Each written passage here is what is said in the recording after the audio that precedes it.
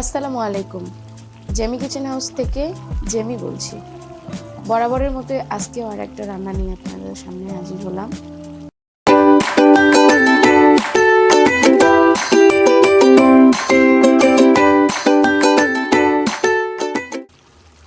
আজকে একটা দেশি মুরগি রান্না করব। আসলে দেশি বললে ভুল হবে, এটা লেয়ার মুরগি, যেগুলাকে ডিম পাড়ি বা ডিম ভেতরে থাকে এরকম একটা মুরগি। বিভিন্ন নাম আছে মুরগির, পাকিস্তানি মুরগি, দেশি মুরগি, তারপরে ব্রয়লার মুরগি। এটাও লেয়ার একটা মুরগি। তো মুরগিটা মোটামুটি 2 কেজির কাছাকাছি একটা ওজনের ছিল। সুন্দরভাবে কেটে নেওয়ার পর আমি সুন্দরভাবে পরিষ্কার করে নিলাম। নেওয়ার পর এখানে আমি প্যান বসায় দিচ্ছি। সরিষার তেল দিব পরিমাণ মতো। সরিষার তেলটা দেওয়া হয়ে গেলে আমি গরম হওয়া পর্যন্ত অপেক্ষা করব। তারপরে গরম হওয়ার পর এখানে আমি পেঁয়াজ কুচি দিব খানিকটা, মুরগি পরিমাণ পেঁয়াজ কুচি দিব। আপনাদের যতখানি মুরগির ওজন বা যতটুকু ওজন অনুযায়ী আপনারা ওই পরিমাণ পেঁয়াজ দিতে পারেন। আমি এখানে 5টা পেঁয়াজ দিয়েছি, মোটামুটি সাইজের 5টা পেঁয়াজ দিয়েছি, কারণ এইটা আমি একদম কষা কষা করব। এটা পাতলা ঝোল করব না। পাতলা ঝোল করার ক্ষেত্রে আমি পেঁয়াজটা পরিমাণ মতো কম দিই। তো এখানে আমি এলাচি, দারচিনি, কালো ফল মশলাও পরিমাণ মতো দিয়ে ফেললাম।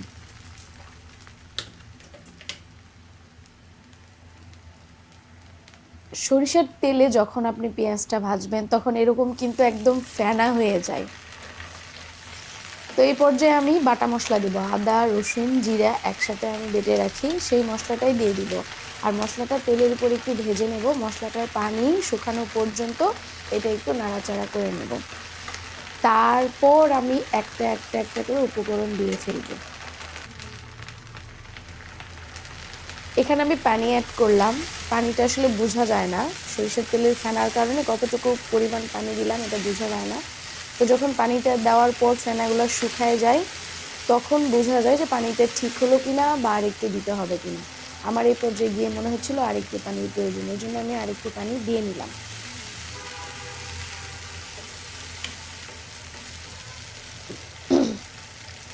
পরিমাণ মতো পানি আমার দেওয়া হয়ে গেছে। এখানে আমি লবণ দিয়ে দিব 1.5 চামচ পরিমাণ, হলুদ দিয়ে নিব একদম পুরোপুরি 1 চামচ পরিমাণ, আর গুঁড়ামরিচ দিব আমি 2 চামচ পরিমাণ। দিয়ে এটা আমি এখন খুব সুন্দর করে কষাবো, তেল ওঠা পর্যন্ত অপেক্ষা করব আর নাড়াচাড়া করতে থাকবো।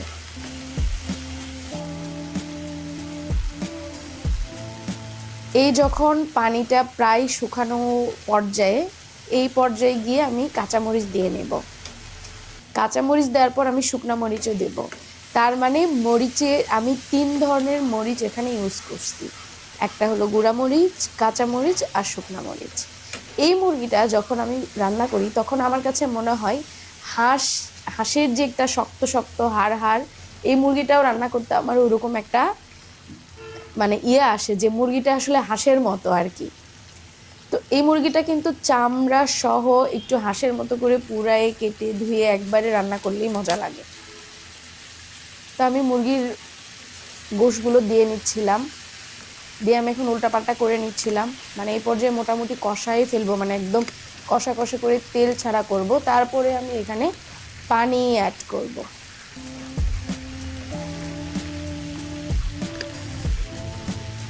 সুন্দর করে আমি নাড়াচাড়া করে নিচ্ছিলাম। আর এখানে কিন্তু এখন পানি বের হওয়াটা বোঝা যাবে না। আপনি যখন ঢাকনা দিয়ে ঢেকে দেবেন ভাপে কিন্তু একদম গোশ থেকে পানি বের হয়ে আসবে। এই জন্য আমি এটা নাড়াচাড়া কমপ্লিট হওয়ার পর একবারের জন্য ঢাকনা দিব, খুব অল্প সময়ের জন্য, মিনিট 2 পর আমি ঢাকনাটা উঠে ফেলবো। দেখেন, আপনারা দেখলেই বুঝতে পারবেন আস্তে আস্তে কিন্তু পানি উঠে আসছে, মানে গোশ থেকে পানি বের হওয়া শুরু হয়ে গেছে।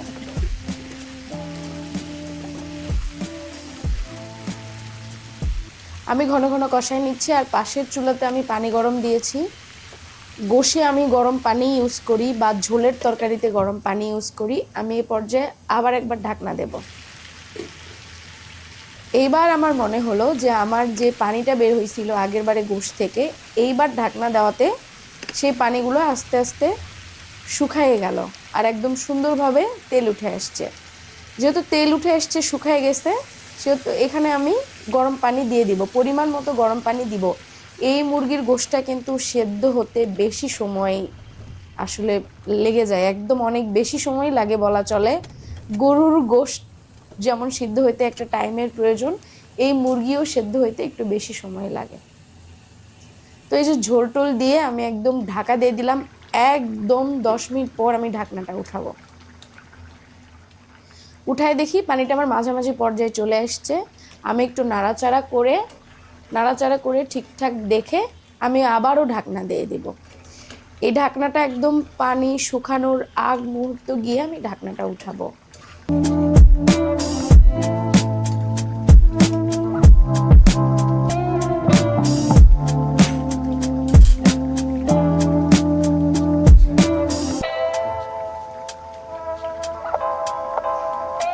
এখন যেহেতু আমার মোটামুটি একটা কষানোতে চলে আসছি, এই মুরগিতে দেখা যায় যে বেশিরভাগ মুরগিতেই ডিম থাকে। তো আমার কয়েকটা ছোট ছোট ডিম ছিল, এই ডিমটা আমি দিয়ে নিলাম, কারণ ডিমটা সেদ্ধ হবে ভেতরে, মানে কষানোর মধ্যে ডিমটা দিলে ডিমটার মধ্যে সব মশলা, তেল ঝাল মশলাটা সুন্দর মতো যাবে। এই জন্য আমি এ পর্যায়ে এসে ডিম দিলাম, আর ডিমগুলো দেওয়ার পর গোশটা আমি একটু উল্টাপাল্টা করে দিলাম, আর ডিমগুলো একদম ঝোলের মাঝে দেওয়ার চেষ্টা করতেছি, যে ঝোলের মধ্যে ডিমগুলো থেকে সুন্দরভাবে ঝোলের রসে সেদ্ধ হবে।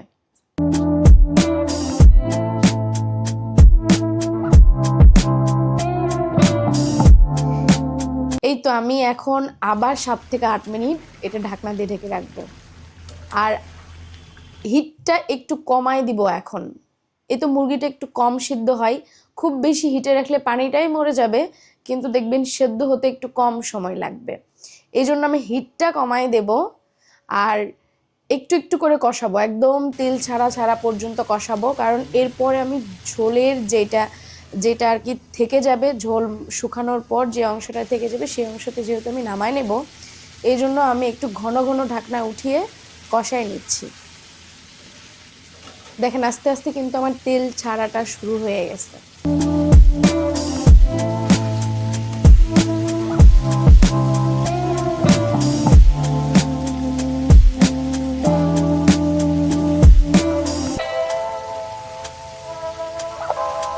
একদম তেল ছাড়া পর্যন্ত আমি সুন্দরভাবে কষাবো।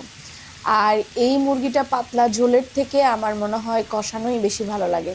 একদম ফুটন্ত গরম পানি আমি দিয়ে দিলাম। পানিটা এমন পরিমাণে আমি দেব যাতে মুরগির ঝোলটা মানে সেদ্ধ সম্পূর্ণভাবে হয়েও আপনার একটু রস রস থাকবে, এই পরিমাণ মতো আমি একেবারে একসাথে পানিটা দিয়ে দেব।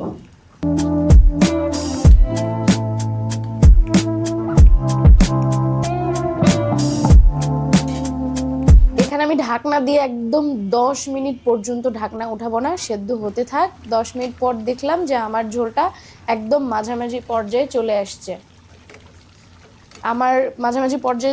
আসছে, আর এই অবস্থায় আমার মনে হয় গোশটা সেদ্ধ হয়ে গেছে। আমি একটা গোশ উঠায় চেক করে নিব বা এক চাপ দিয়ে দেখব যে হ্যাঁ গোশ সেদ্ধ হয়ে গেছে। আর এরকম পর্যায়ে গিয়ে আমি রান্নার এই শেষ লাস্ট স্টেপের একটু আগের পর্যায়ে গিয়ে কিন্তু আমি লবণ চেক করে ফেলি। গোশ তরকারি, ঝোল তরকারির লবণ যদি আমি লাস্টের দিকে দিতে হয়, তখন নামানোর ঠিক কিছুক্ষণ আগ মুহূর্তে আমি লবণটা দেখে ফেলি। তো যেহেতু আমি এতটা ঝোল রাখবো না, জ্বলছে এটা কষাতে কষাতেই আপনার ঝোলটা একদম টেনে আসবে, এই জন্য আমি ঢাকনাটা দিব, আবার উঠাবো ঘন ঘন। মানে আপনার যেই পর্যন্ত আপনি চাইলে এই ঝোলটাও রাখতে পারেন, তবে আমি আরেকটু ঝোলটা কমায় রাখবো।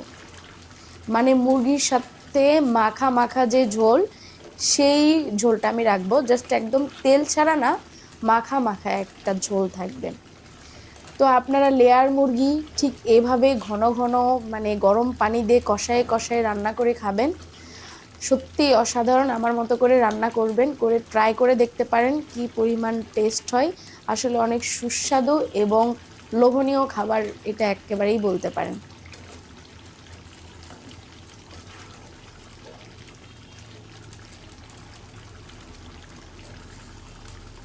আমি লাস্টে আবারও একবার লবণটা চেক করে নিচ্ছি যে ফাইনালি হলো কিনা। একদম আমার মনে মানে ইয়েতে ঠিক আছে, লবণ একদম সম্পূর্ণভাবে হয়ে গেছে। এখন আমি একদম হিটটা একটু মানে আস্তে আস্তে করে দিয়ে হিটটা এই পর্যায়ে রাখছি। তো হয়ে গেল আমার লেয়ার মুরগির সুস্বাদু ঝোল রান্না। আজকের মতো আমার রান্না এই পর্যন্তই। রান্নাটি কেমন হয়েছে তা কমেন্ট বক্সে অবশ্যই আপনার মূল্যবান মতামত জানাতে পারেন। ভিডিওটি ফেসবুক থেকে দেখে থাকলে অবশ্যই আমার পেজটি ফলো করে দিবেন। ভিডিওটি ইউটিউব থেকে দেখে থাকলে আরও নতুন নতুন রান্নার রেসিপি পেতে জেমি কিচেন হাউস চ্যানেলটি সাবস্ক্রাইব করতে ভুলবেন না। সবার সুস্বাস্থ্য কামনা করে আমি জেমি বিদায় নিচ্ছি। আসসালামু আলাইকুম।